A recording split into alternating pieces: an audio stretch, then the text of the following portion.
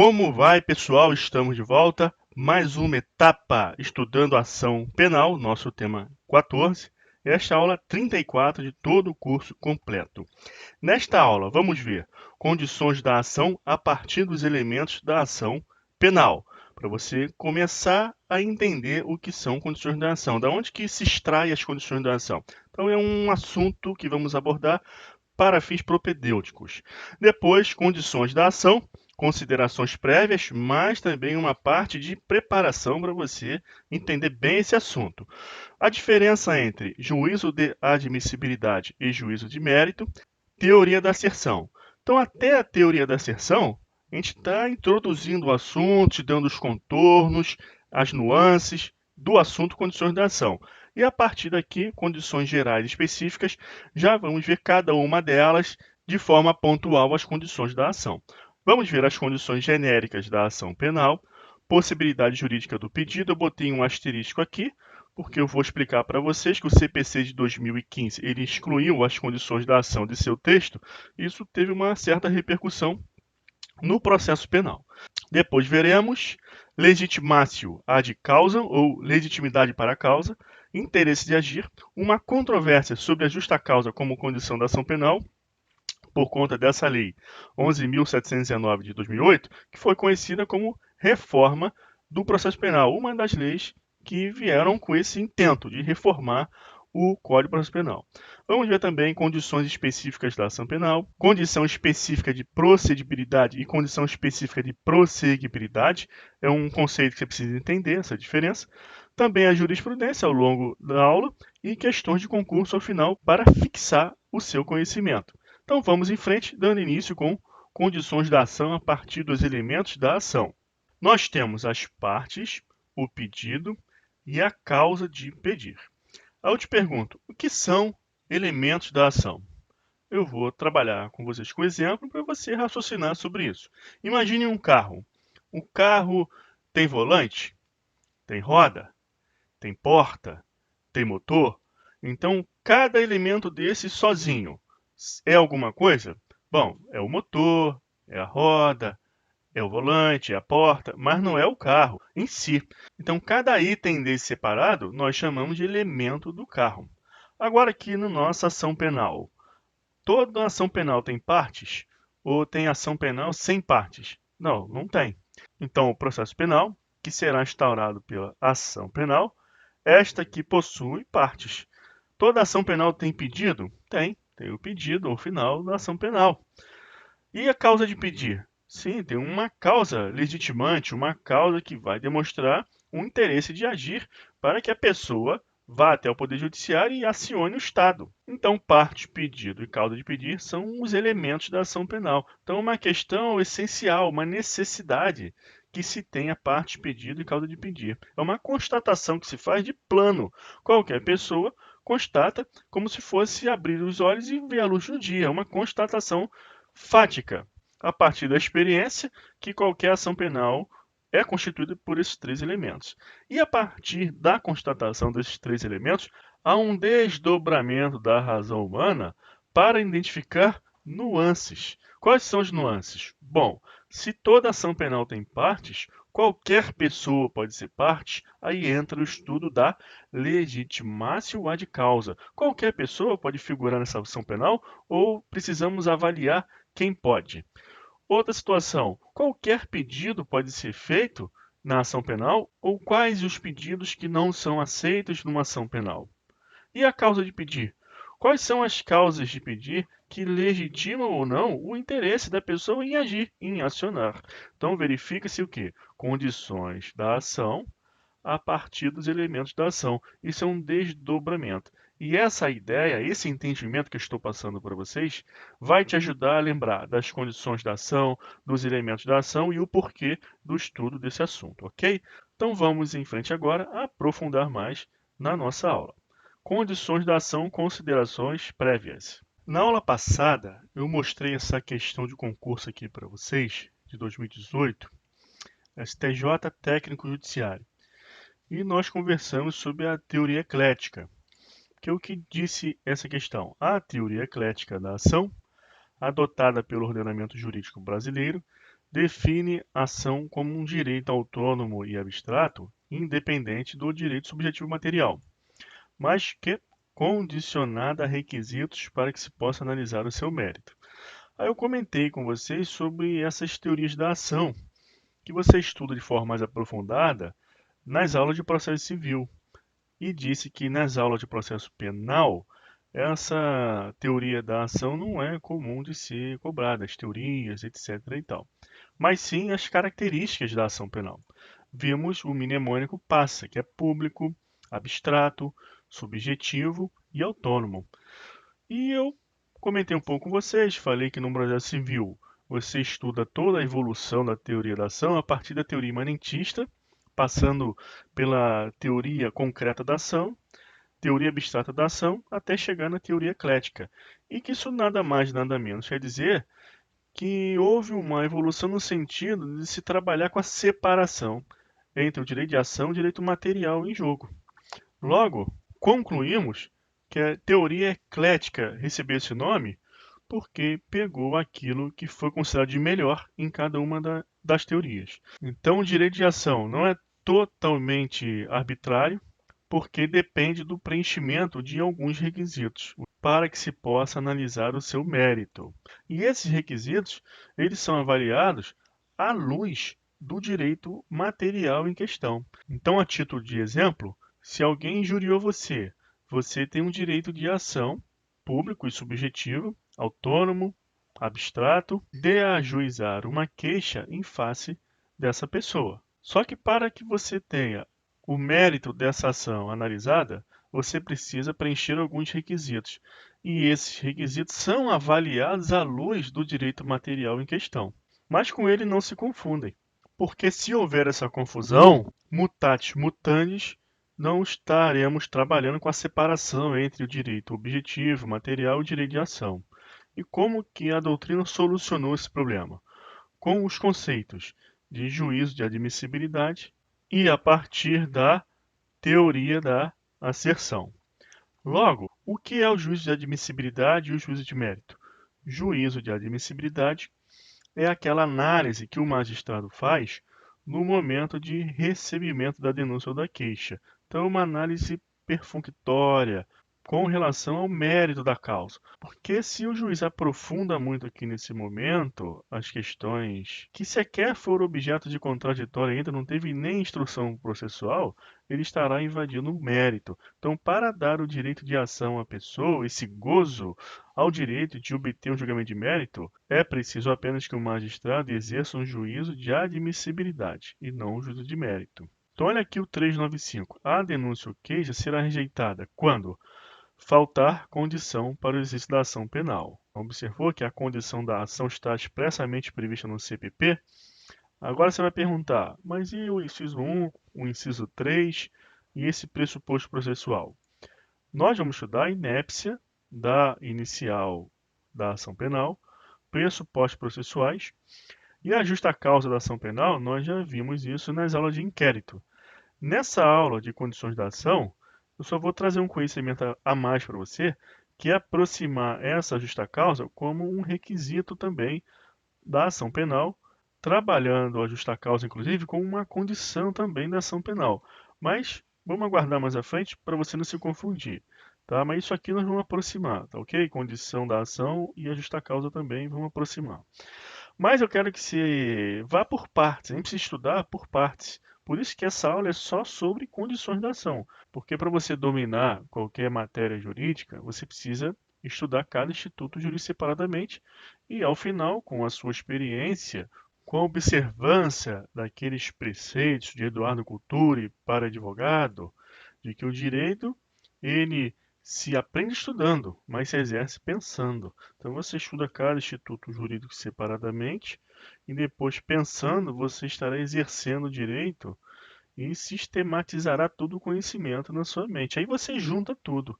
Mas nesse momento, vamos prestar atenção aqui, ó, condições da ação e nesse adendo que eu vou tratar com você nessa aula sobre a justa causa. Então essa é a teoria eclética.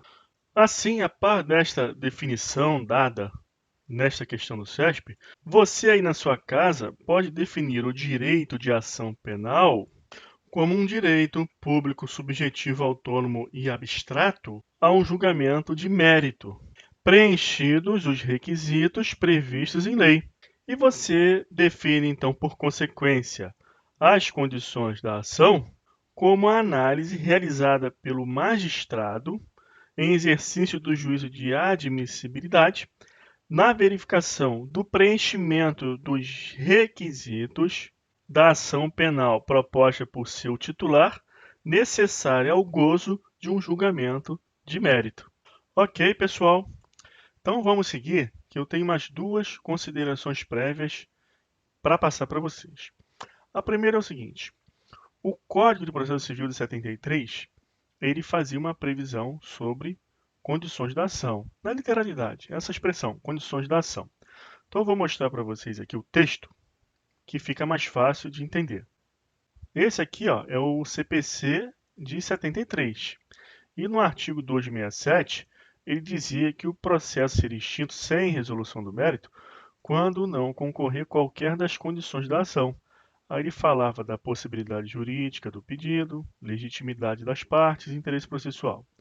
Só que preste atenção, voltando aqui, o CPC de 2015, ele não fala mais nada sobre condições da ação na literalidade. Apenas traz aqui no artigo 17 essa regra, que para postular em juízo é necessário ter interesse e legitimidade. E no artigo 485, que a ausência de legitimidade ou de interesse processual acarretará o quê? Que o juiz não resolverá o mérito. E que ele pode conhecer de ofício também essas questões. Agora, isso tudo que aconteceu no processo civil repercutiu lá no processo penal. Então, o que deixou de existir, teoricamente, em tese, no CPC? As condições da ação e, em especial, a possibilidade jurídica do pedido. Só que a doutrina analisou o seguinte, que não é porque o termo deixou de ser falado que as condições, ou seja, os seus efeitos, as suas causas, deixaram de existir. É a mesma coisa eu não falar para você o nome mesa, mas me referir à mesa. O lugar onde as pessoas almoçam, jantam, apoiam os pratos, mas eu não preciso falar o termo mesa. Aqui foi a mesma coisa. O CPC de 2015, ele continua falando nas condições em si, a legitimidade, o interesse processual, só deixou de se referir às condições da ação. Então é considerado, até mesmo na seara civil, processo civil, que as condições da ação ainda existem. No processo penal é confirmado pela literalidade do seu próprio texto que ainda está em vigor, quando no 395, inciso 2, o legislador diz que a denúncia ok será rejeitada quando faltar condição para esse da ação penal. Então é unânime que as condições da ação ainda existem. Agora, existe uma controvérsia sobre a possibilidade jurídica do pedido, porque realmente deixou de existir no CPC e no Código de Processo Penal também não é falado expressamente sobre esse item, possibilidade jurídica do pedido. Só que isso decorre de uma discussão doutrinária muito antiga a partir das teorias do Lieberman. Enrico Túlio Lieberman, que é o pai da teoria eclética da ação. Porque para ele, a possibilidade jurídica do pedido já estava inserida aqui no interesse de agir. Pois, convenhamos, se o pedido é impossível, a pessoa não tem interesse de agir. E isso no processo penal fica muito claro porque não há muitos pedidos a serem feitos na ação penal. É a condenação. Então, o que a doutrina majoritariamente entende por impossibilidade jurídica do pedido na seara criminal? É quando o fato é atípico. Quando o fato é atípico, não cabe aquele pedido íncito a uma ação penal que é a condenação, porque não é possível haver uma condenação com relação a um fato atípico. Outra justificativa que eu te dou é porque no processo penal o réu ele se defende de fatos, não se defende de capitulação jurídica. Logo, ao se defender de fatos, pouco importa o pedido feito pelo titular da ação penal. Haja vista que a consequência de um fato típico, criminal, delituoso, é a condenação. Isso é um motivo também para se ter como certo esse entendimento da seara criminal que a possibilidade jurídica do pedido neste âmbito tem a ver com a licitude ou não do fato imputado ao acusado. Então, a possibilidade jurídica do pedido para o processo penal é o fato atípico. Assim, eu vou mostrar para vocês agora o artigo 397, inciso 3. Nós vamos ler e eu vou complementar a explicação. Olha o que diz o artigo 397 do CPP, inciso 3.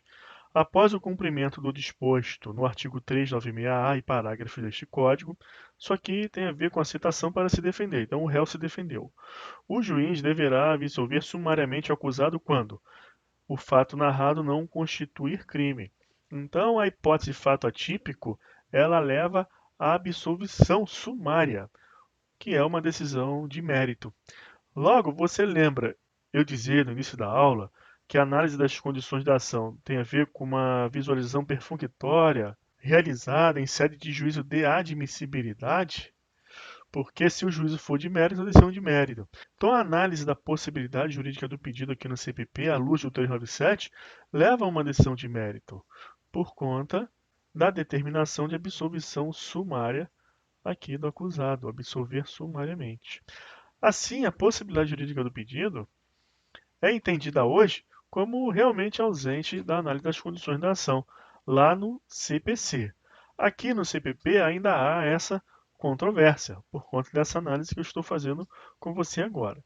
Então você vai resolver questão comigo aqui nessa aula e nós vamos ver ainda alternativas, colocando normalmente condições da ação, impossibilidade jurídica do pedido, legitimidade para a causa, interesse de agir. Aí você marca como correta.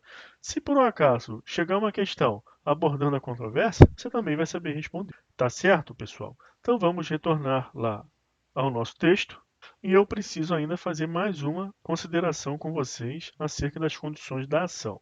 E essa consideração prévia que falta ainda abordar é a seguinte: a análise das condições da ação não tem só importância teórica, mas sim prática, porque, veja bem, considere você a justa causa como um requisito da ação penal, que é isso que você precisa já guardar desde já. Requisito ou condição da ação, se falar da justa causa, você marca como correta. E você lembra das aulas de arquivamento do inquérito policial, que eu disse que o arquivamento do inquérito policial por falta de lastro probatório mínimo, ou seja, justa causa, importa em coisa julgada formal e a autoridade policial poderá desarquivar o inquérito se de novas provas tiver conhecimento? Também que o Ministério Público poderá ajuizar uma nova ação penal se de novas provas tiver conhecimento, caso o arquivamento tenha sido dado por falta de justa causa? Assim, imagine a seguinte situação: o direito de ação penal é público, subjetivo, autônomo e abstrato. Há um julgamento de mérito. Para tanto, o juiz precisa avaliar as condições da ação. Ele recebe então ali a petição inicial da ação penal, a queixa ou a denúncia, só que não teve a instrução probatória. Então a análise é perfunctória, é com o que está ali, é a petição inicial. E é isso, inclusive, que a teoria da asserção, que nós vamos enfrentar um pouquinho mais à frente, vai trabalhar. O Ministério Público ou o querelante, ele apresenta ali a petição, a denúncia e a queixa, mas não tem instrução probatória. Então, o juízo de admissibilidade, ele é perfunctório em razão de uma força maior. Não tem elementos ali para o juiz avaliar mérito nenhum. Assim, naquele momento, o juiz verifica uma falta de justa causa. E aí ele precisa fazer o quê? Rejeitar a denúncia ou a queixa, porque falta justa causa. Mas suponha que o juiz não avaliou bem a justa causa da ação penal e mandou citar o réu para se defender. O réu se defende, o juiz, então, ele vai avaliar se absolve sumariamente esse réu e também não absolve, o processo continua. E lá na frente, na instrução já do processo, está interrogando o réu, o juiz entende que realmente falta uma justa causa. Só que já está lá na frente o processo, já passou por várias etapas. Aí você tem que lembrar que o direito de ação penal é o direito a uma decisão de mérito, por conta da teoria eclética. O titular da ação penal, ele procura atender às condições da ação, porque ele quer uma decisão de mérito, e esse é um direito subjetivo público que ele possui. Assim, se ultrapassar essa etapa, o juiz não pode mais resolver esse processo sem julgamento de mérito, porque o direito de ação é público, subjetivo, autônomo e abstrato a uma decisão de mérito. E o juiz, ele já teve a oportunidade de fazer a avaliação das condições ou os requisitos da ação e ultrapassou essa etapa. Agora, o titular da ação penal precisa gozar do seu direito. Podemos tratar esta situação como hipótese de preclusão pro judicato, inclusive, uma preclusão para o juiz. Ele não avaliou a justa causa da ação penal de uma forma escorreita quando do seu recebimento, nem mesmo absolveu sumariamente o réu após a defesa. Então, lá na frente, ele atenta que aquela ação penal está sem justa causa, não pode mais resolver este processo sem julgamento do mérito. E o julgamento certamente será de absolvição em uma das hipóteses previstas no artigo 386 do CPP, provavelmente insuficiência de provas, que fará, por conseguinte, coisa julgada material,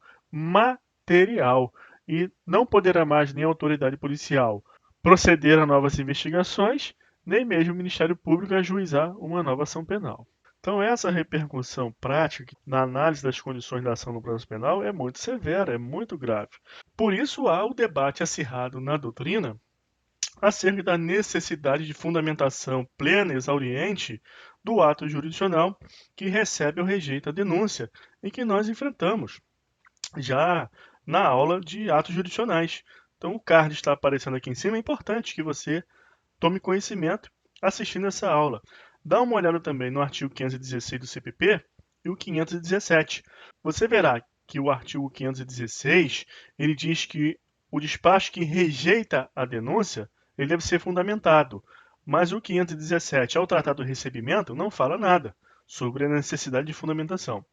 E aí você assiste a aula de atos jurisdicionais, avança até essa questão do despacho, que nós falamos lá sobre essa questão do recebimento da denúncia ou rejeição. Haja vista toda essa repercussão prática. E essa situação que pode acontecer na prática é a demonstração da separação entre o direito de ação e o direito material.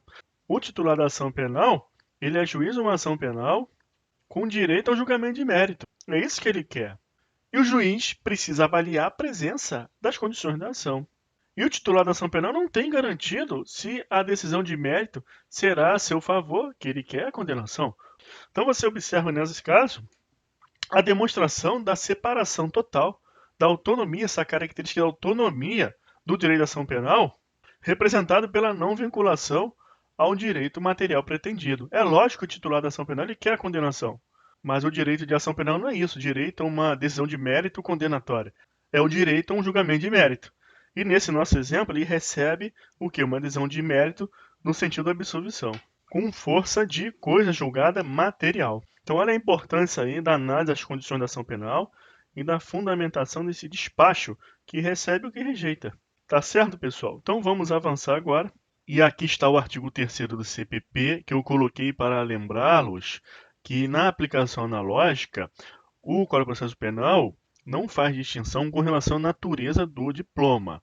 Por isso que nós traçamos todo o debate acerca das condições da ação e possibilidade jurídica do pedido à luz do CPP.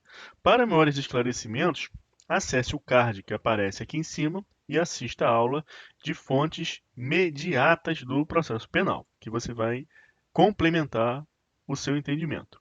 Então vamos em frente e falar aqui da teoria da asserção.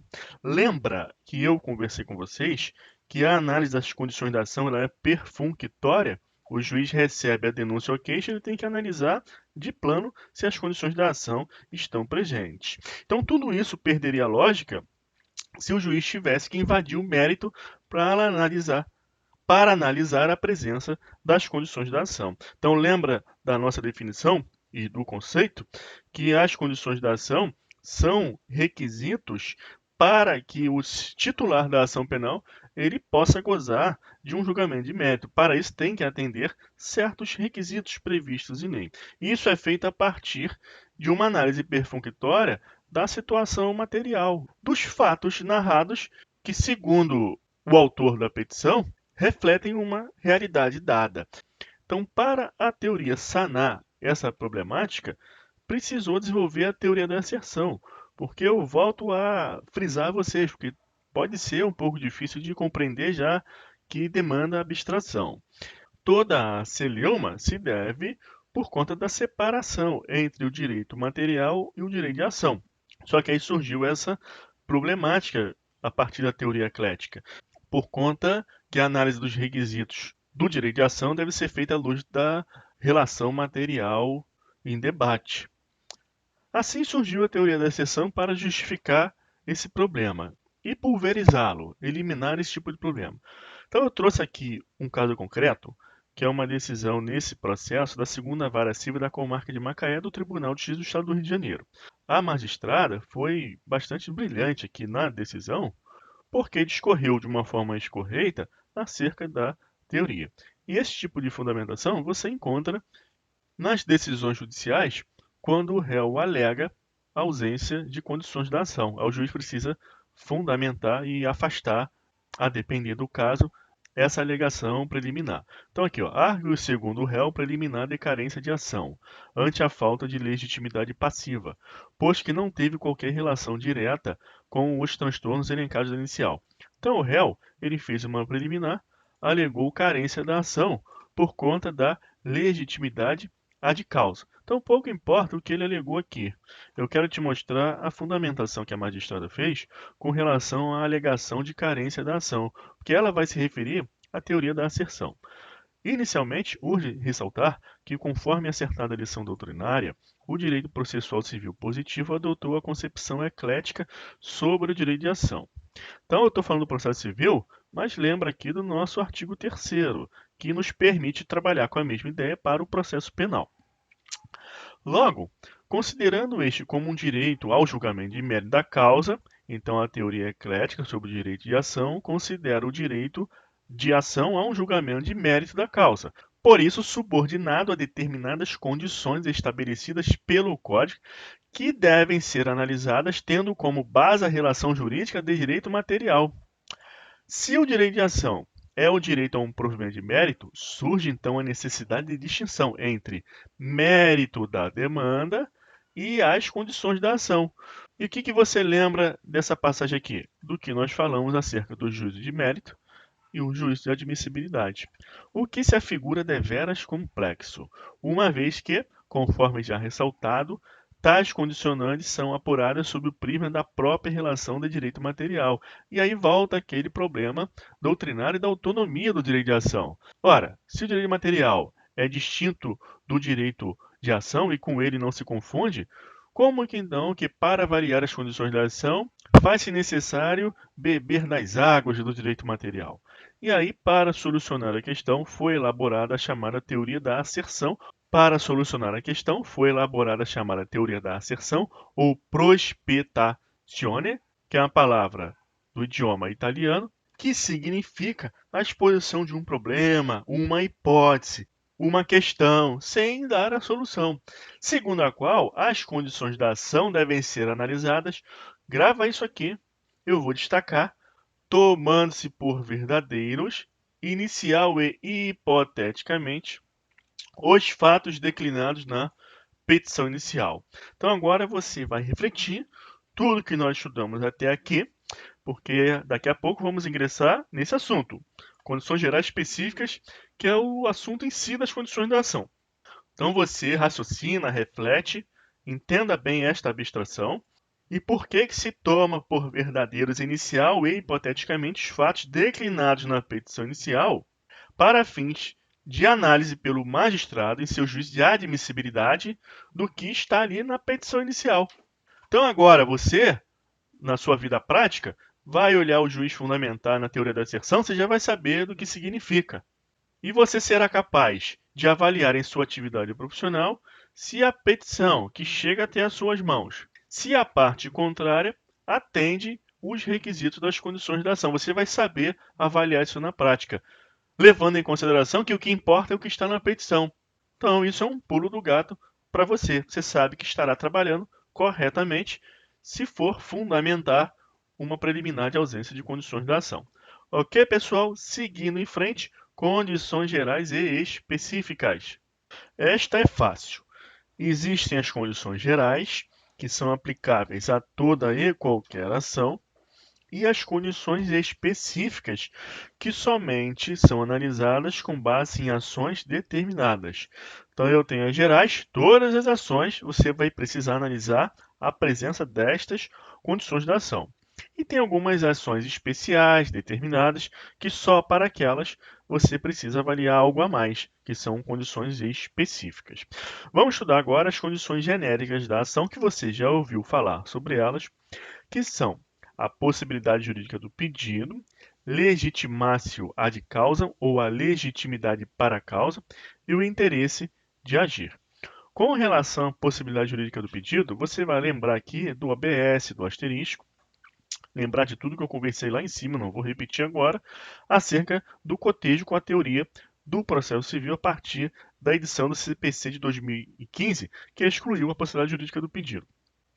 Mas não ouvide de que no processo penal você não pode afastar completamente a presença da possibilidade jurídica do pedido, porque eu vou mostrar até questões de concurso datadas de 2018, ou seja, após a vigência do CPC de 2015, que pergunta sobre isso. Então, você vai trabalhar sempre raciocinando, você tem que usar seu cérebro, pensar, raciocinar. A depender do enunciado da questão, você vai saber beber aí das duas fontes, tanto a discussão que ocorreu no CPC a partir de sua vigência em 2015 e também aqui no processo penal, considerando a possibilidade jurídica do pedido com relação à atipicidade ou tipicidade da conduta. Então, o pedido é possível na seara processual penal quando o fato é típico, e também que há a doutrina que considera a pena inadmitida como uma hipótese de impossibilidade do pedido.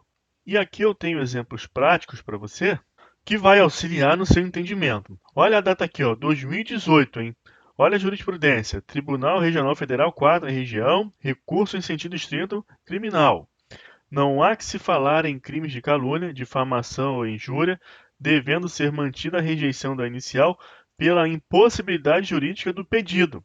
Então, você vai ler muita coisa na internet, em certas doutrinas, dizendo que por conta do CPC de 2015 ter excluído a possibilidade jurídica do pedido como uma das condições da ação, que no CPP também não existe mais. E eu estou mostrando aqui para vocês uma jurisprudência de 2018, um julgado, se referindo à impossibilidade jurídica do pedido ante a atipicidade do fato praticado. Então é isso que tem que conhecer, que possibilidade jurídica do pedido é com relação a fato atípico. Por que que é assim? Porque se o fato é atípico, o pedido de condenação ele é impossível. Então é analisado no processo penal à luz da causa de pedir. Então a causa de pedir é um fato atípico, então o pedido de condenação não pode existir. Então a impossibilidade jurídica do pedido ante a tipicidade do fato praticado. E qual é o fundamento lá no CPP? 397, inciso 3, causa de absolvição sumária que faz coisa de julgada material. Aí ele continua. Na hipótese, ainda que as expressões utilizadas pelos querelantes possam ser entendidas como temerárias e inoportunas, considerações pessoais não se compatibilizando com uma atitude ética desejável, tais circunstâncias per si são insuficientes à caracterização do dolo específico exigível pelo tipo. Esse dolo específico exigível pelo tipo dos crimes contra a honra, você vai estudar lá no direito penal. Eu quero que você se atente a esse finalzinho aqui agora. Portanto, é o caso de ser mantida a rejeição da inicial pela impossibilidade jurídica do pedido ante a tipicidade do fato praticado. Então, isso que eu quero mostrar para vocês. Data de 2018, após a vigência do CPC de 2015, trabalhando com as mesmas ideias de possibilidade jurídica do pedido como condição da ação e fato atípico como a sua caracterização. Outro exemplo aqui é a súmula 693 do STF, que ela diz o seguinte: não cabe habeas corpus contra decisão condenatória à pena de multa ou relativo a processo em curso por infração penal de que a pena pecuniária seja a única combinada. Lembra que o habeas corpus tem uma classificação de ação penal popular? E eu fiz a crítica de acordo com o estudo, porque o habeas corpus não tem natureza condenatória, ninguém será condenado em habeas corpus. Então é tecnicamente incorreto chamar o habeas corpus de ação penal popular, mas a doutrina classifica dessa forma porque não faz necessária capacidade postulatória e porque qualquer pessoa pode impetrar, inclusive em favor de terceiros. Então preste atenção aqui. Se o habeas corpus ele visa a tutela da liberdade de locomoção e a pessoa for condenada à pena de multa, não cabe habeas corpus, podendo-se fundamentar aqui uma rejeição do habeas corpus por impossibilidade jurídica do pedido, já que o pedido de ordem de soltura de alguém, nesse caso, é impossível. Outra situação é com relação ao 228 da Constituição Federal, que fala que são penalmente inimputáveis os menores de 18 anos sujeitos às normas da legislação especial, lá do ECA. Então, se determinada denúncia ou queixa é ajuizada em face de menor, imputando a prática de crime, os menores de 18 anos são inimputáveis, então um pedido de condenação nesse caso também é impossível. Agora, legitimácio ad causam. Vimos lá como elemento da ação as partes. E todo mundo pode ser parte. Não é necessário avaliar quem tem a legitimidade para a causa primeiro. Então, isso é a pertinência subjetiva da ação. Quem pode figurar no polo ativo? Quem pode figurar no polo passivo? Então, chamamos de legitimidade ativa aquele legitimado a figurar como parte no polo passivo da ação penal. E legitimidade passiva, quem é legitimado a funcionar no polo passivo da ação penal. A legitimácio ad causam também é chamada de legitimidade das partes para a causa, porque nós vamos diferenciar da legitimidade ad processum, que é um pressuposto processual que vamos estudar na aula de pressupostos processuais. Então, o que é importante você saber da legitimidade ad causa é a sua definição, que é a pertinência subjetiva da ação, e as causas de legitimidade ativa e passiva mais cobradas em concurso. Então, é isso que nós vamos ver agora. E nós tratamos desse assunto, essas hipóteses, na análise da legitimidade ativa e na análise da legitimidade passiva. O artigo 17 do CPC está aqui, para eu ressaltar a vocês que a legitimidade é uma condição da ação expressamente prevista no artigo 17 do CPC. Para postular em juízo é necessário ter interesse e legitimidade. E nós estudamos a legitimidade agora, a de causa. E a legitimidade, a de processo, vamos estudar em pressupostos processuais. Então, o juiz, para receber ou rejeitar a ação penal, com base no 395 do CPP, inciso 2, ele também analisa as condições da ação e nessa análise ele vai avaliar se quem está no polo ativo é legitimado para estar nessa posição. E também quem foi indicado pelo titular da ação penal para figurar no polo passivo, se tem legitimidade para ocupar essa posição. Então vamos ver as hipóteses de legitimidade ativa. Na ação penal pública, quem é o legitimado ativo? É o Ministério Público. A previsão é 1291. Já falei sobre isso diversas vezes com vocês.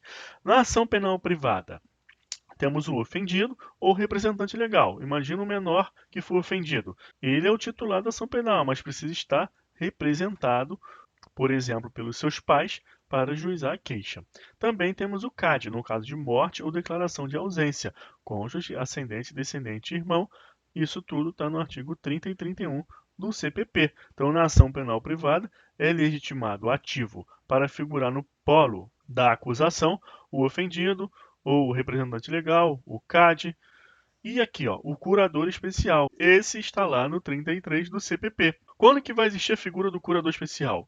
Quando, por exemplo, o menor ele tiver um interesse conflitante com o seu representante legal. Então, se o ofendido menor ele precisa ter um representante, e esse representante tem um interesse colidente com ele, entra a figura do curador especial. Também, se for incapaz, não tiver representante, curador especial. E o 72 do CPC, parágrafo único, vai indicar que a curadoria especial é exercida pela Defensoria Pública. Então, você que vai estudar para algum concurso lá da Defensoria Pública, você estuda muito essa parte, curadoria especial, nas aulas de princípios institucionais da Defensoria Pública. Aí já fica a dica para você. E o artigo 37 do CPP também fala que associações, fundações e sociedades legalmente constituídas podem figurar no polo ativo, legitimidade para a causa do polo ativo como titular de uma ação penal privada. Então, grava isso que é muito cobrado em concurso. Então, o que o juiz faz quando exercita o juízo de admissibilidade? Ele analisa as condições da ação. E uma dessas condições é a legitimidade, e da legitimidade ele analisa a legitimidade ativa. E aqui ele vai avaliando se no polo ativo da ação penal pública está o Ministério Público, se no polo ativo da ação penal privada figura uma dessas pessoas aqui. E na ação penal privada personalíssima, essa aqui somente o ofendido pode figurar no polo ativo dessa ação. Artigo 236, parágrafo único do CP, uma norma heterotópica, está lá no Código Penal, dizendo que somente o ofendido pode ajuizar essa queixa. Também precisamos conhecer as hipóteses de legitimidade ad causam ativa na ação penal privada subsidiária da pública. Então você vai repetir o ofendido, representante legal, o CAD.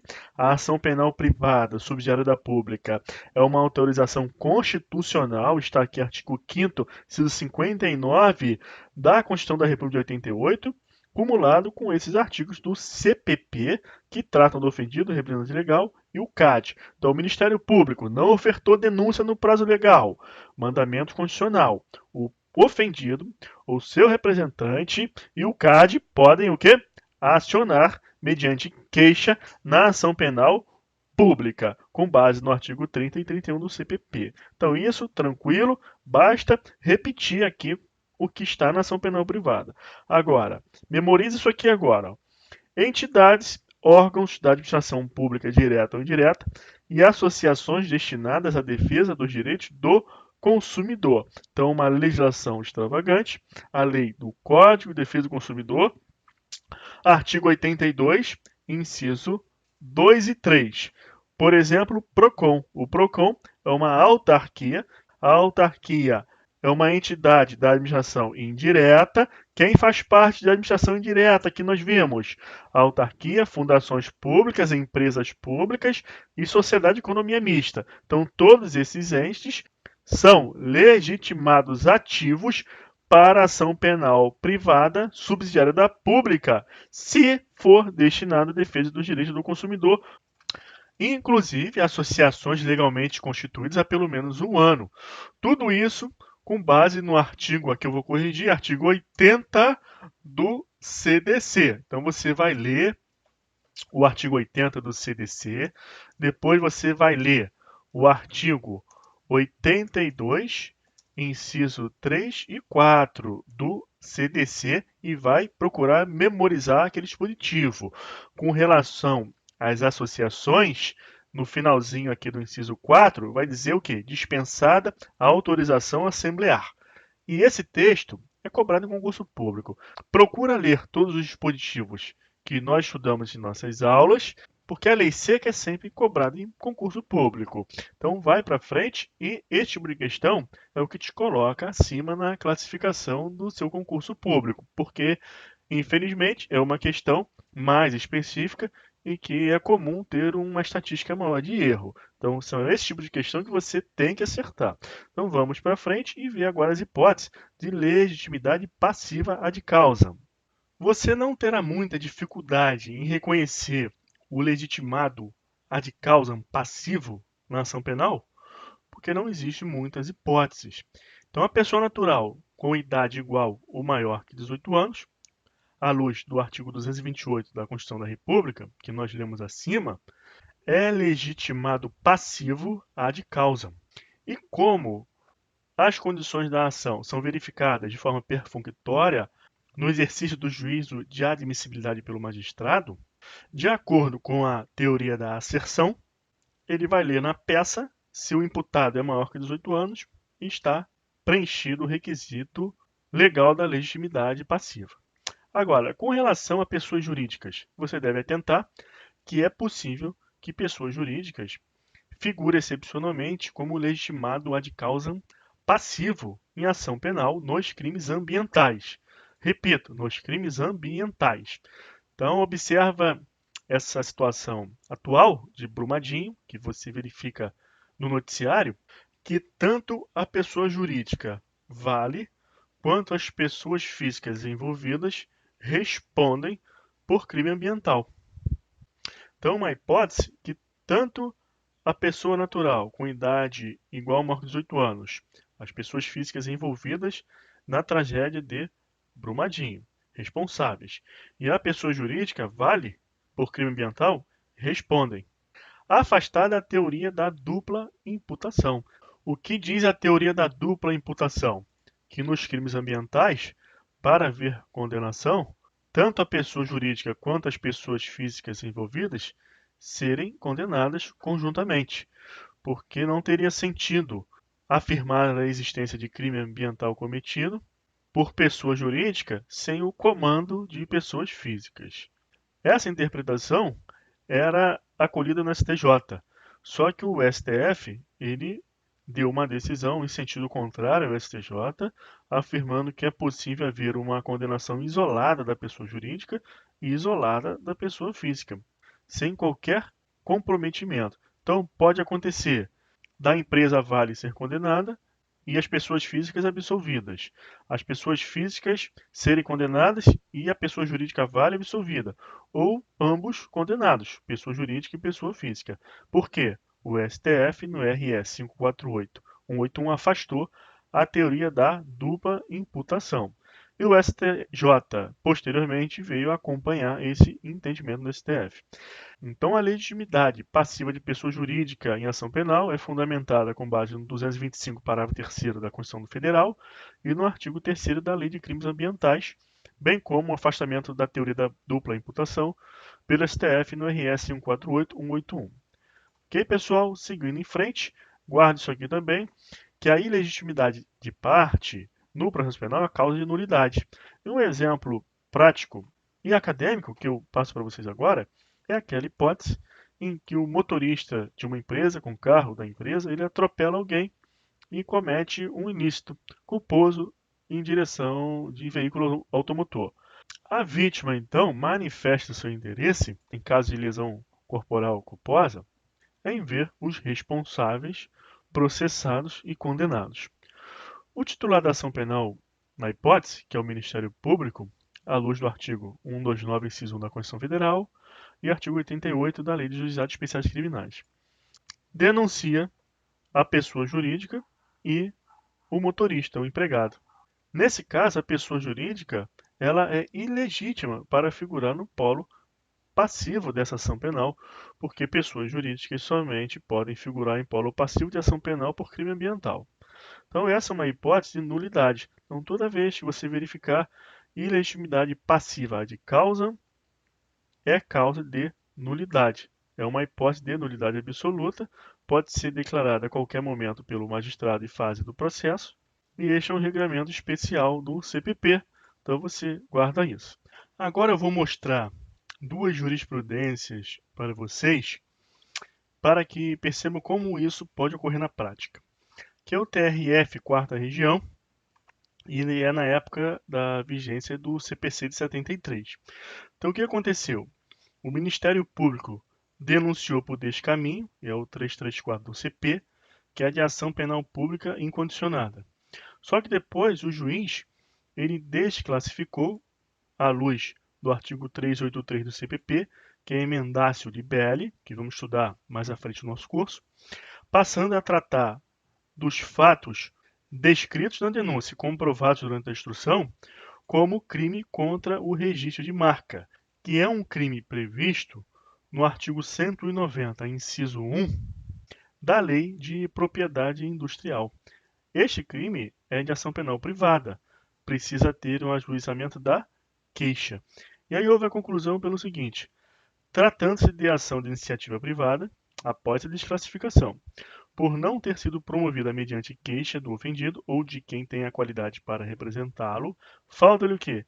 Legitimidade ad causa, razão pela qual deve ser extinto sem julgamento do mérito, com fulcro no artigo 3º do CPP, que é o gancho para o juiz criminal utilizar um dispositivo lá do CPC, por conta da admissão de aplicação analógica, não importando a natureza do diploma, então eu salto lá para o CPC, e aí aplicou-se o 267.6 do CPC de 73, que falava que o juiz não resolveria o mérito se ausente as condições da ação, dentre as quais possibilidade jurídica do pedido, ilegitimidade da parte e falta de interesse de agir.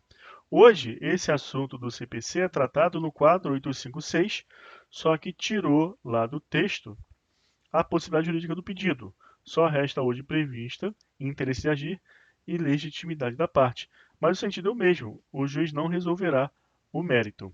Sem contar que a causa de nulidade é absoluta, a ilegitimidade a de causa. Se não tivesse alguma decisão já proferida, tudo que for de conteúdo decisório estaria nulificado.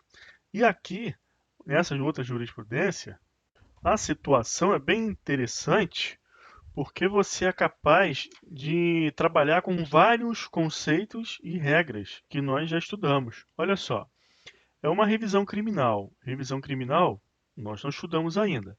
Então vamos ter um tema que será recursos na seara criminal. Revisão criminal é recurso? Não é recurso, não é recurso. Mas é pertinente que estudemos revisão criminal, assim como o habeas corpus, quando formos enfrentar o tema recursos.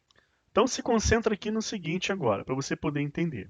Que depois do trânsito em julgado de uma sentença penal condenatória, pode o interessado ingressar com uma revisão criminal. Pensa que é como se fosse uma ação rescisória lá do cível, ok? Só para você entender aqui o que eu quero te mostrar sobre a ilegitimidade passiva de causa.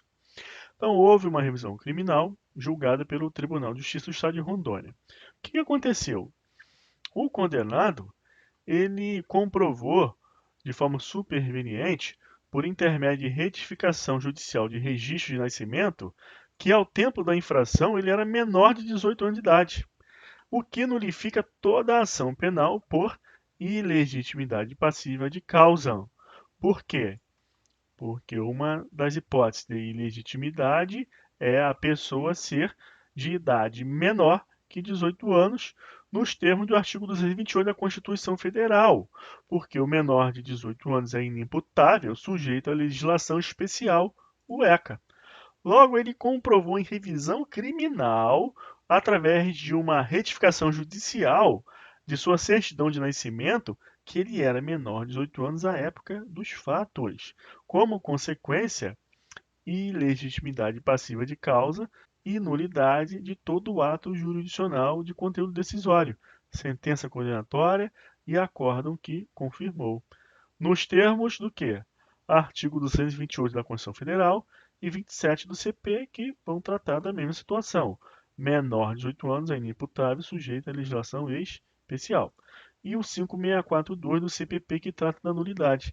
Então, olha a importância de conhecer o 5642 do CPP, que diz que a ilegitimidade de causa é a hipótese de nulidade. Em sede de revisão criminal, tudo foi nulificado. Muito interessante esse julgado aqui. Então vamos em frente agora e tratar do interesse de agir. Você não vai ter muita dificuldade de entender esta condição de ação no processo penal, que as hipóteses fáticas são muito estreitas. Primeiro eu trago o artigo 17 do CPC, para você lembrar que expressamente é previsto o interesse e a legitimidade como hipótese de condições da ação, apesar do CPC não se referir mais a essa expressão condições da ação, mas as suas formas de manifestação ainda estão previstas, interesse e legitimidade. Então vamos lá, seguindo em frente, o que é o interesse de agir? Bom, é uma condição da ação que o juiz criminal precisa avaliar quando exercita o juízo de admissibilidade, com base no artigo 395, inciso 2 do Código de Processo Penal, e significa uma utilidade da prestação jurisdicional. Utilidade da prestação jurisdicional. Então, vamos aqui dar exemplo que você vai entender melhor, visualizando um aspecto prático. Então, imagine a situação. Uma pessoa injuria outra. Essa outra pessoa, logo em seguida, ela chama a pessoa para um churrasco, para o Maracanã, para ver um jogo, beber cerveja junto, são vistos em inúmeras ocasiões. Essa pessoa tem algum interesse em ingressar com uma queixa-crime contra aquele autor do fato? Qual a utilidade do processo penal para essa pessoa? Não tem. Então você analisa o interesse de agir sobre o aspecto da utilidade. Outra situação. Uma pessoa injuria a outra. Essa outra pessoa não quer renunciar ao seu direito de ação, nem tacitamente, nem expressamente. Só que é ultrapassado um prazo de 6 meses do conhecimento da autoria. É fácil você saber quem é o autor da injúria. Foi aquela pessoa que estava à sua frente e te injuriou. Só que você deixou ultrapassar um lapso de 6 meses. O que aconteceu? Decadência. Decadência é uma forma de extinção da punibilidade previsto no artigo 107 do Código Penal. Qual a utilidade do processo penal para essa pessoa se o ius puniendi estatal não poderá ser exercido? Então, não tem utilidade. Então, como que você analisa o interesse de agir como condição da ação? Sob o aspecto da utilidade. Agora, qual é uma técnica que você usa para analisar se o processo penal tem utilidade ou não? É através da técnica da análise dos critérios, da necessidade e adequação. Então, vou contar uma coisa aqui para vocês agora, que é o seguinte. Lá nas aulas de processo civil, você vai estudar o interesse de agir sob 3 aspectos: necessidade, adequação e utilidade. Mas eu coloquei um asterisco aqui. Por quê? Porque parte da doutrina entende que a utilidade reside no próprio conceito de interesse de agir, e não como uma técnica, uma tripartição desse conceito para buscar a sua identificação prática. Então, qual é a melhor doutrina? Que a necessidade e a adequação são as hipóteses técnicas da verificação da existência de utilidade.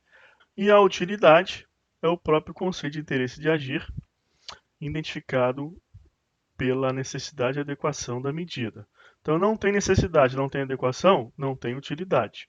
Mas, para efeito de concurso público, essa ideia tradicional dessa tripartição, necessidade, adequação, utilidade, é aceita.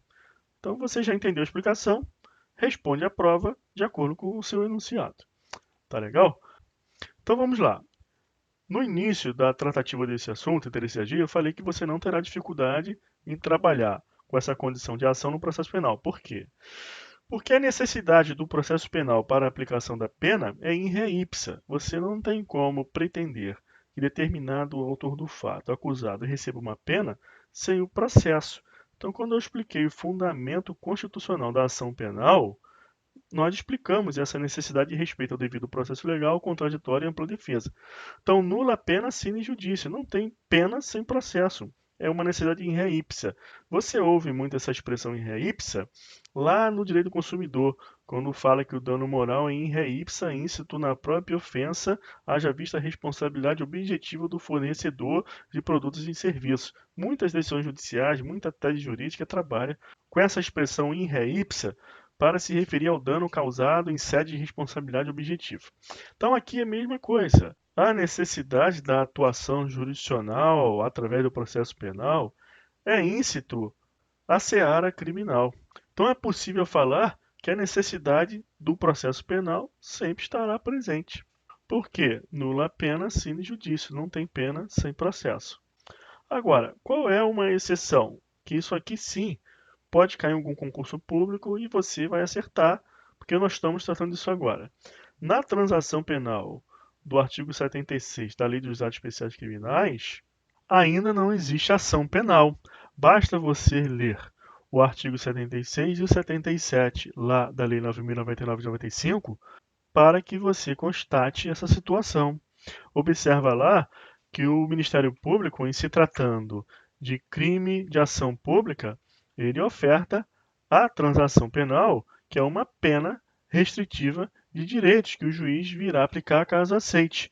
Caso não aceite, lá no artigo 77, você lerá que, não sendo a hipótese do artigo 76, o órgão ministerial oferecerá a denúncia. Então, a denúncia é a peça jurídica que materializa a ação penal pública. Logo, lá na transação penal não tem ação penal. Então, não tem o processo penal ainda, no qual deve-se garantir ao acusado em geral ampla defesa e o contraditório previsto no artigo 5º, inciso 55 da Constituição Federal. Por quê? Não há pena sem o processo, mas é aquele processo que conduzirá à aplicação da pena. Então, é a partir da ação penal, quando deverá ser garantida a ampla defesa e o contraditório ao acusado. Tá ok? A adequação. Também na seara criminal, não tem muitas medidas que podem ser adotadas pelo titular da ação penal para buscar um julgamento de mérito na seara criminal. Diferente do cível. No cível nós temos ação de alimentos, ação reivindicatória, ação possessória, ação demarcatória, ação de consignação e pagamento. Então, são muitos tipos de ação. ação monitória. Então, você tem que ter uma medida adequada à pretensão deduzida em juízo. Na seara criminal, não. Denúncia ou queixa. Então, você não tem muito problema em trabalhar com o interesse de agir na seara criminal. Então, o que vai restar para você realmente saber se há interesse de agir ou não na seara criminal? É a utilidade, que é o conceito íncito à própria ideia de interesse de agir. Tem utilidade no processo penal uma pessoa que renunciou de lei de ação? Existe utilidade para alguém agir e ajuizar uma queixa ou o Ministério Público uma denúncia se a punibilidade estatal já está extinta pela prescrição, por exemplo? Então é aqui, ó, aqui realmente que você vai poder trabalhar melhor com essa condição da ação na análise do juízo de admissibilidade da ação penal.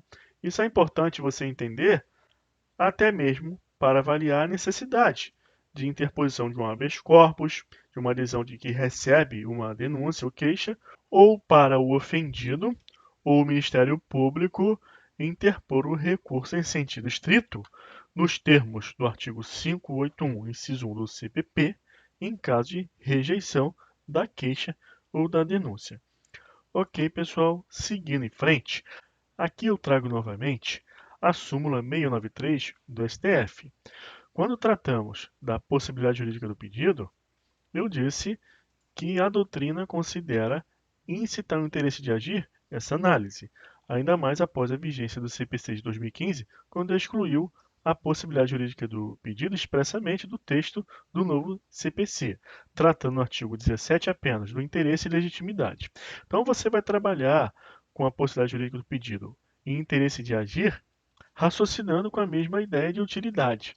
Então, da mesma forma que você deve entender pela impossibilidade jurídica do pedido em sede de habeas corpus, quando a condenação é pena de multa, já que o pedido de habeas corpus natural é ordem de soltura. E no caso de habeas corpus preventivo, é de abstenção de ordem de prisão. Mas quando a pena é de multa, fica impossível esse tipo de pedido. Então, se a possibilidade jurídica do pedido está íncita, está contida no interesse de agir, você também pode se referir à ausência de interesse de agir na pessoa que impetra habeas corpus quando há uma decisão a pena de multa, por conta de que esta ação autônoma de impugnação não levará a utilidade alguma ao impetrante. Ok? Seguindo em frente, vamos tratar deste assunto, controvérsia sobre a justa causa como condição da ação penal. Lei 11.719, de 2008. Esses esclarecimentos que eu vou passar agora servem mais para que você não fique com dúvida na hora de marcar a questão na prova sobre condições da ação. Quando houver uma referência à justa causa como condição da ação, você vai lá e marca. Se houver uma questão se referindo à justa causa como um requisito da ação penal, você também marca. Então é mais um esclarecimento para sanar dúvida, porque a dúvida na hora de resolver prova te leva a perder tempo e às vezes você fica pensando, sabe até qual é a resposta certa, mas por conta daquela dúvida que persistiu e te levou a perder tempo, você pode até errar na hora de marcar. Então esse é o objetivo, porque não é nada complicado. Então vamos lá destrinchar logo esse problema. A Lei 11.719 de 2008, ela, juntamente com outras leis editadas, constituíram o que foi considerada a reforma do processo penal. Logicamente que é uma reforma, porque são leis que modificam artigos que já existem no Código de Processo Penal ou inserem novos dispositivos, o que é diferente do novo Código de Processo Civil, por exemplo, de 2015, que é um novo código. Então isso foi medidas tomadas pelo Legislativo a fim de reformar o CPP existente. E um dispositivo reformado é o 395, que passou a constar com essa redação que você está vendo aqui, que tem tudo a ver com as condições da ação que estamos estudando. Por quê?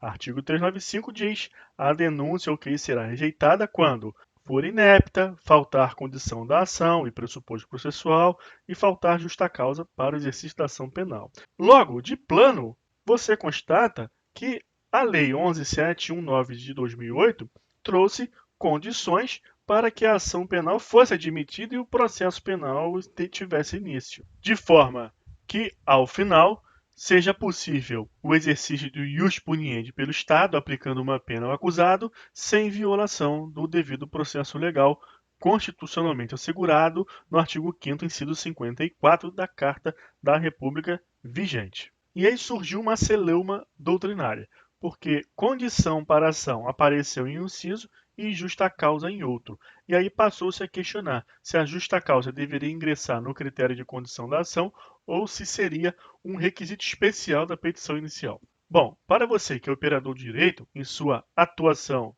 rotineira, atividade profissional, você olha e fala assim, bom, o que isso importa? Todos esses itens 1, 2 e 3 indicam requisitos que devem ser cumpridos para que a ação penal tenha sucesso. E é isso mesmo.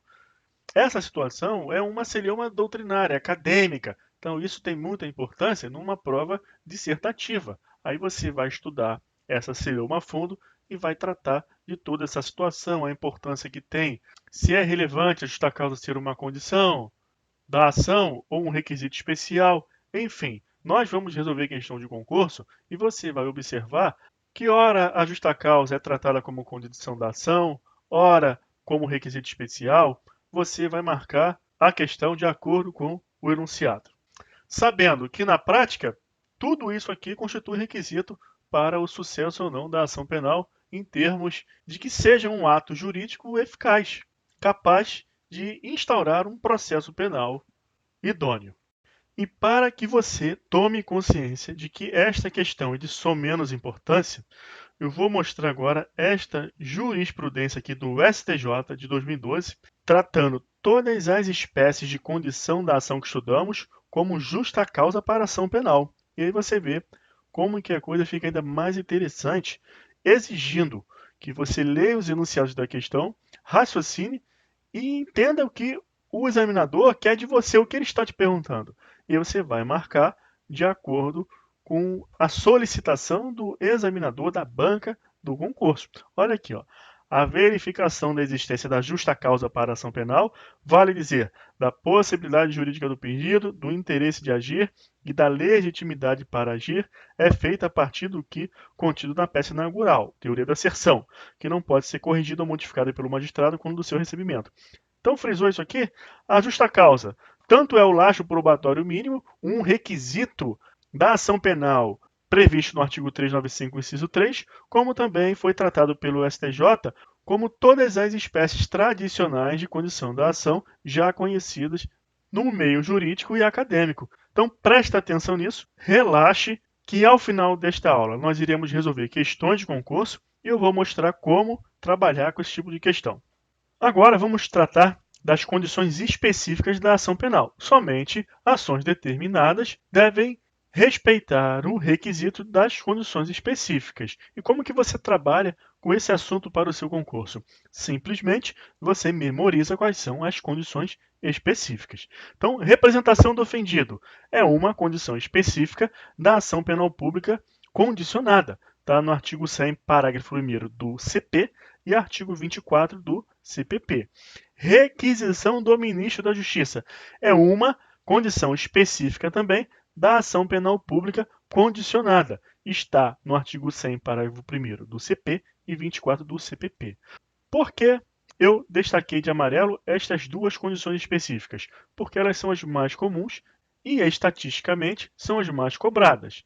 Entretanto, quando cai esse tipo de cobrança, a maioria dos candidatos acertam, justamente porque é mais comum, é mais repetida, tanto na atividade profissional do operador de direito, quanto na rotina de estudo.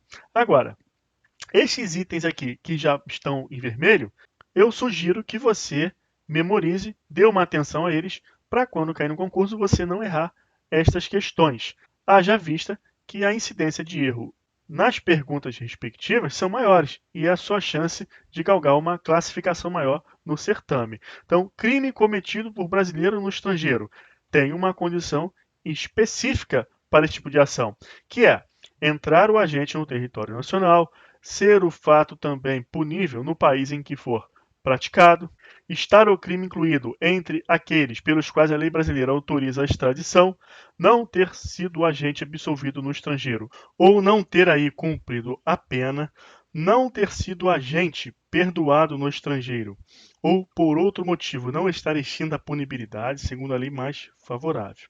Aí você vai perguntar, professor, qual é a dica para eu acertar esse tipo de questão?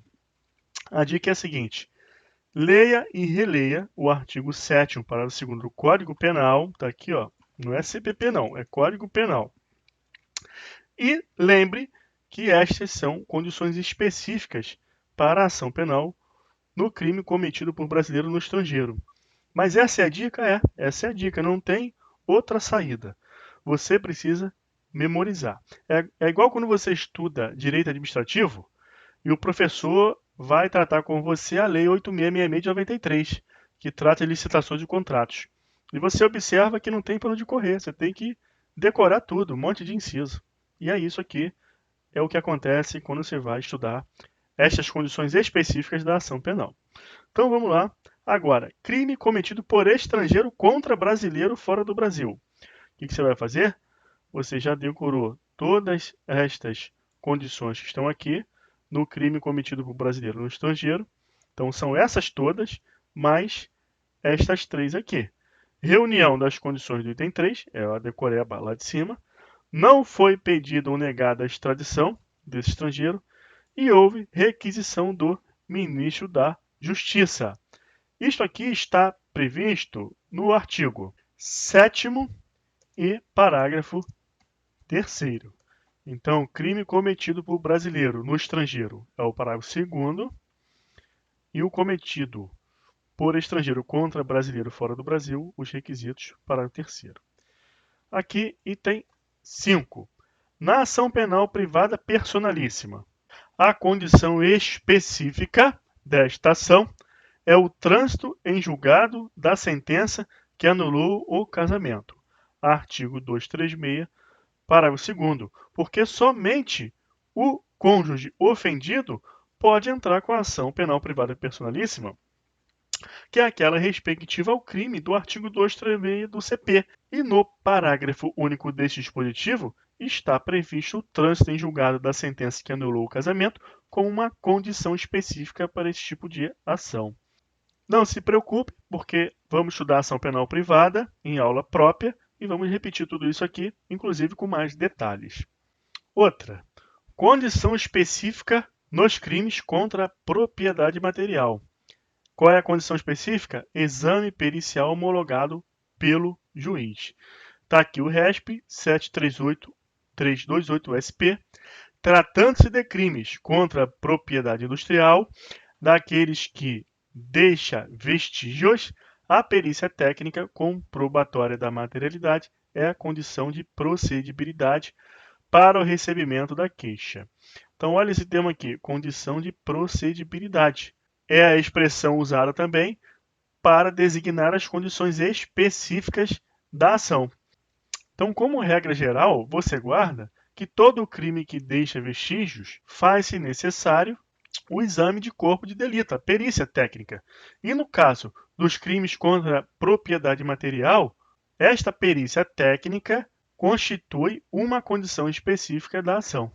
E atenção, a jurisprudência colacionada fala em queixa, ação penal privada, mas essa necessidade de perícia técnica para recebimento da ação penal nos crimes contra a propriedade material também é necessária para a denúncia. Também se aplica a denúncia. Então, você dá uma lida no artigo 525 do Código de Processo Penal, que vai estar lá, queixa ou denúncia, necessita da prova pericial, quando houver vestígios nos crimes contra a propriedade material. Ok, pessoal? Outra, licença prévia para processamento do presidente da República. Nós estudamos na aula de imunidades que somente o presidente da República goza dessa prerrogativa de licença prévia. Então, uma prerrogativa do presidente da República de somente ser processado nos crimes comuns e de responsabilidade mediante autorização da Câmara dos Deputados. Nós estudamos isso na aula de imunidades. Então, crime de responsabilidade é infração política administrativa. Para o que nos interessa aqui, é isso aqui, ó, nos crimes comuns. A ação penal depende da licença prévia.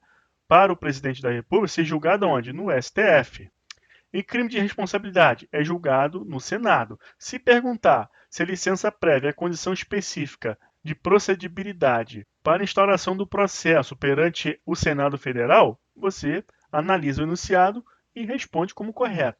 Mas, tecnicamente, essa condição específica de procedibilidade é utilizada para ação penal. Então, nos crimes comuns, o presidente é julgado pelo STF e, para recebimento dessa ação penal, faz-se necessária a autorização da Câmara dos Deputados, na forma do artigo 51, inciso 1 da Constituição Federal e 86 caput, pelo quórum de 2/3 de seus membros, do quantitativo total de deputados. Então eu te pergunto, qual é a condição específica da ação penal contra o presidente da República nos crimes comuns? Aí você vai responder, a condição específica desta ação é a autorização da Câmara dos Deputados pelo quórum de 2/3 dos seus membros. Aí eu te pergunto uma outra coisa, qual é a condição para o presidente da República ser julgado pelo Senado Federal nos crimes de responsabilidade?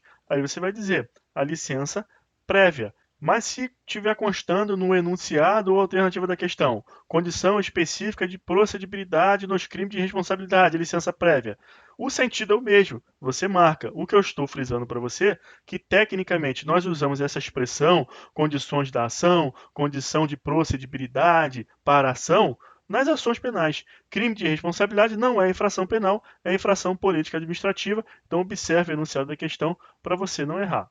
Porque achou algo estranho, fora de contexto, e evitar marcar uma alternativa dessa. Se no crime de responsabilidade tratar a licença prévia como condição de procedibilidade, você também marca como correta, porque o sentido é o mesmo, é uma condição para a instauração do processo no Senado Federal, ok? Agora aqui, para fechar esta aula, vamos ver a diferença entre condição específica de procedibilidade e condição específica de prosseguibilidade. Você consegue matar esta charada apenas analisando o sentido das expressões procedibilidade e prosseguibilidade. Olha só, se eu tenho uma condição específica para procedibilidade, é que ela deve vir antes da instauração do procedimento. Eu preciso verificar a presença desta condição, o respeito a esta condição específica para dar início ao procedimento. Já na condição específica de prosseguibilidade, o que aconteceu? O procedimento foi instaurado, mas no iter ali do procedimento, ali no meio, houve a necessidade de se preencher um requisito específico, de verificar essa presença. Então, para que esse procedimento ele tenha prosseguimento, eu preciso preencher uma condição. A isso foi dado o nome de condição específica de prosseguibilidade. E olha só, o mais importante do que você entender o sentido dessas expressões é você saber quando isso acontece no mundo do direito, na prática do operador do direito. E é mais isso que as questões de concurso querem saber de você. Olha aqui, ó. Vamos primeiro ler esse texto aqui do LFG, extraído aqui do Jus Brasil, que vai explicar essa situação para vocês. Condição específica de procedibilidade. São condições específicas exigidas somente em determinadas ações penais, ao lado das condições genéricas, possibilidade jurídica do pedido, interesse de agir e legitimidade de causa. Até aí tudo bem, isso tudo nós já vimos. Agora olha aqui embaixo. Condição específica de prosseguibilidade. Eu já disse a você o que é, você já entendeu. Agora vamos ver quando que isso acontece. Quando surgem normas processuais penais híbridas ou mistas. Isso é uma hipótese, que faz necessário o preenchimento de uma condição específica de prosseguibilidade. E o exemplo é a Lei 9.099/95, artigo 91. O que aconteceu aqui? O artigo 88 da Lei dos Juizados Especiais Criminais trouxe a regra de que, nos crimes de lesões corporais leve e culposa, faz-se necessária a representação do ofendido, para que o Ministério Público possa dar início à ação penal pública condicionada à representação. Então, ele modificou o tipo de ação penal prevista no Código Penal para lesão corporal, que era de ação penal pública incondicionada, no caso de lesão leve ou culposa, e passou a exigir representação do ofendido. Nesse caso, como essa norma processual ela tem caráter híbrido ou misto, o que ela fez com esse autor do fato? Afastou o autor do fato do ius puniente estatal, afastou um pouco, porque na ação penal pública incondicionada, ele fica mais rente ali a possibilidade de sofrer a aplicação de uma pena aplicada pelo Estado no exercício do ius puniente. Agora, na ação penal condicionada à representação, ele se afasta um pouco. Então, isso é uma norma de caráter híbrido ou misto e nós aplicamos as regras do direito penal. O que vai acontecer? Retroatividade da lei mais benéfica. Então, essa lei dos juizados especiais criminais retroagiu para aplicação nos fatos acontecidos antes de sua vigência. Então, isso é uma norma de caráter híbrido, e aí essa condição específica, que é a representação, ela não pode ser manifestada lá quando o fato ocorreu e o Ministério Público ajuizou a denúncia, que é incondicionada, não precisava de representação. Então isso modificou lá no meio da ação. Logo, os ofendidos foram chamados, na forma do artigo 91 da Lei 9.099, para em 30 dias manifestar interesse na persecução penal do autor do fato, do acusado. Como o processo já estava em curso, a condição específica ela passou de ser uma condição específica de procedibilidade para ser chamada de condição específica de prosseguibilidade. Outra hipótese, erro das autoridades competentes. Uma ação penal pública condicionada à representação. Foi ajuizada pelo Ministério Público, a denúncia foi ofertada, o juiz recebeu por conta de um erro. Lá na frente verificou-se esse equívoco. O que é feito? Intimação do ofendido para verificar se ele quer proceder a essa representação. Logo que tem que se verificar se ainda está no prazo decadencial de 6 meses para tanto. Isso pode acontecer, inclusive o inquérito policial sendo instaurado sem representação, ser remetido ao magistrado, o magistrado dá vista ao MP, o MP denuncia, não tem representação, tudo isso não poderia acontecer, mas aconteceu. E aí a pessoa intimada trata-se de uma condição específica de prosseguibilidade. Deve-se, no entanto, verificar se o prazo decadencial para a representação ainda subsiste. E aqui a mutatio libelli. A mutatio libelli é quando o magistrado ele desclassifica um crime. Então, ele muda a tipificação jurídica dado aqueles fatos narrados na denúncia ou queixa. Quando ele faz isso, ele modifica a tipificação jurídica, a classificação daquele crime. Isso se faz com base no artigo 383 do CPP, mutatio libelli. E feito isso, pode acontecer de o tipo da ação penal ser modificado, passando, por exemplo, de ação penal pública incondicionada para ação penal pública condicionada à representação do ofendido. Nesse caso, faz-se necessária a verificação da condição específica de prosseguibilidade e quando chegarmos nas aulas de ação penal pública condicionada à representação ou ação penal privada, vamos verificar um entendimento doutrinário que defende a aplicação do artigo 91 da Lei 9.099, nesses casos, para fins de se aplicar um prazo de 30 dias para que seja suprida essa representação ou apresentada a queixa-crime.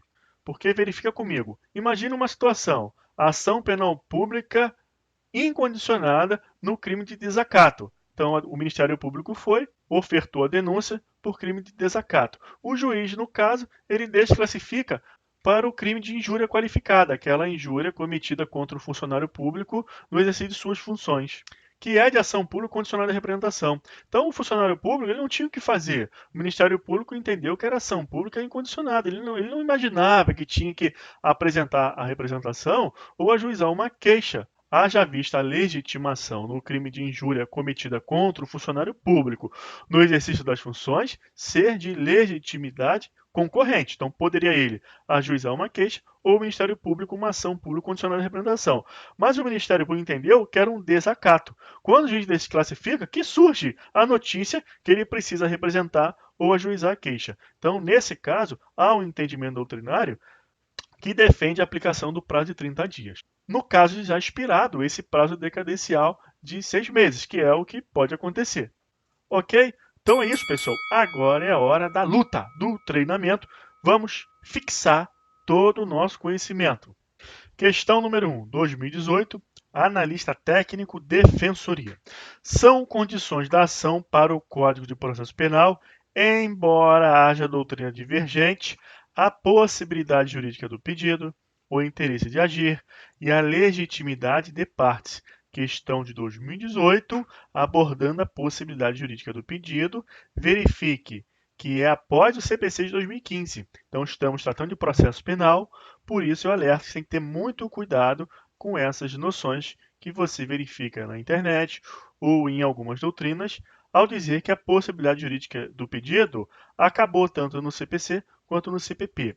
Preste atenção, porque você quer ser aprovado em concurso público. Então, você tem que pensar com objetividade. Se o concurso público ainda aborda possibilidade jurídica do pedido como condição da ação no processo penal, embora a doutrina divergente, então você não pode afirmar de maneira arbitrária que acabou no processo penal a possibilidade jurídica do pedido.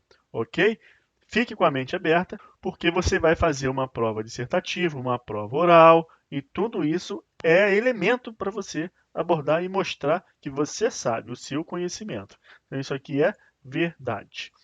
Outro, ainda no tocante às condições da ação, a justa causa não é pacificamente aceita pela doutrina como condição da ação. Verdade, nós vimos isso. Embora o Código de Processo Penal a considere como possível causa de rejeição da denúncia, nos termos do artigo 395. Está corretíssimo essa alternativa. 2008, OAB, primeira fase. A respeito das condições de procedibilidade, assinale a opção correta.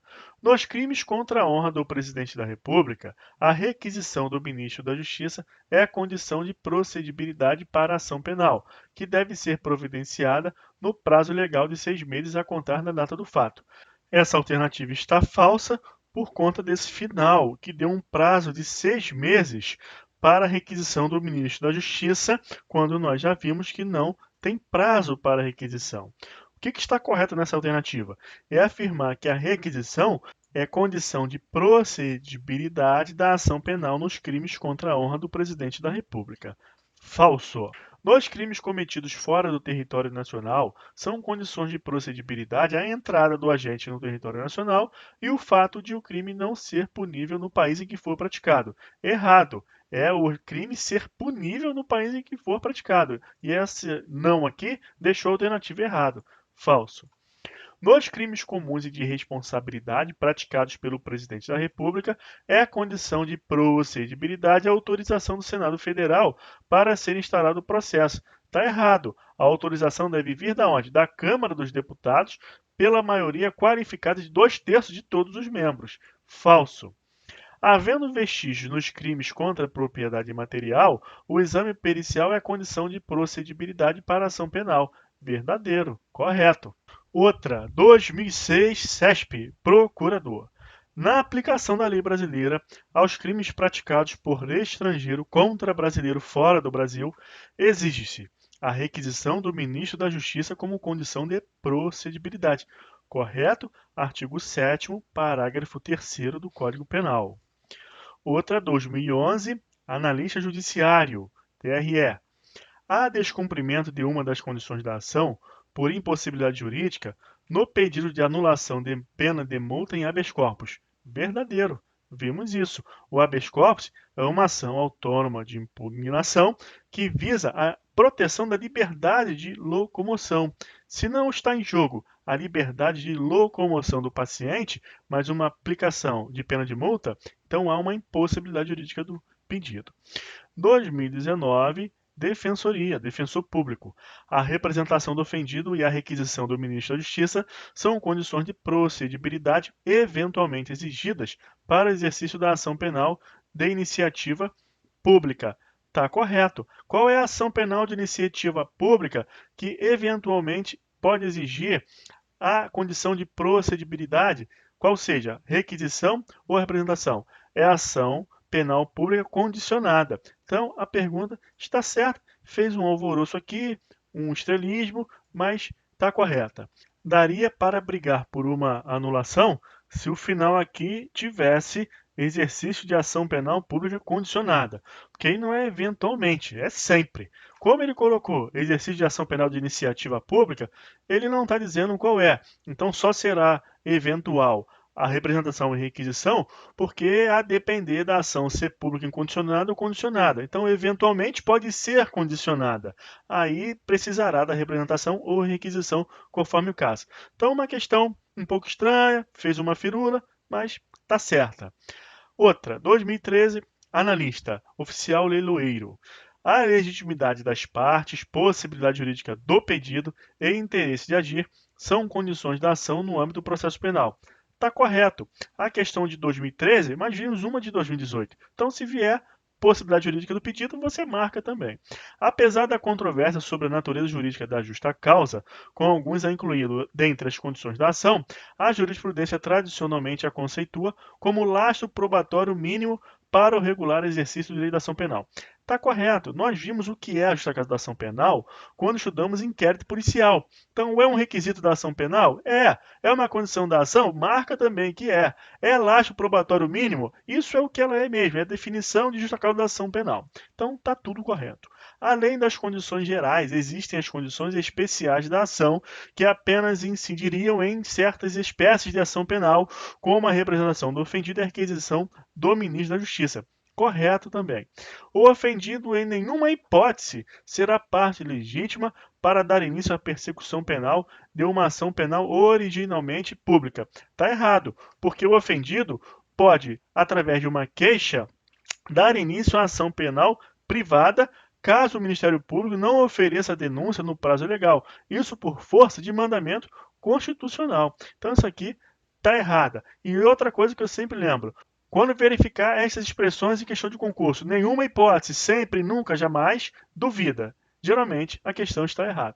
As condições de prosseguibilidade não se confundem com as condições de procedibilidade, pois as primeiras são relevantes para a continuidade da ação já deflagrada. Perfeito, correto.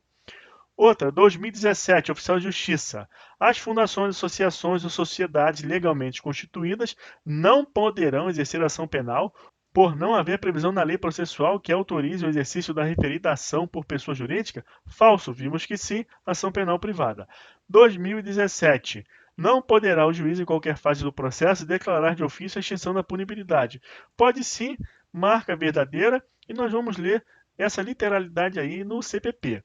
Visando a prevenção e repressão dos crimes relacionados ao tráfico de pessoas, somente um membro do Ministério Público poderá requisitar às empresas prestadoras de serviços de telecomunicações ou telemáticas que disponibilizem imediatamente os meios técnicos adequados, como sinais e informações, que permitam a localização da vítima ou do suspeito de delito em curso.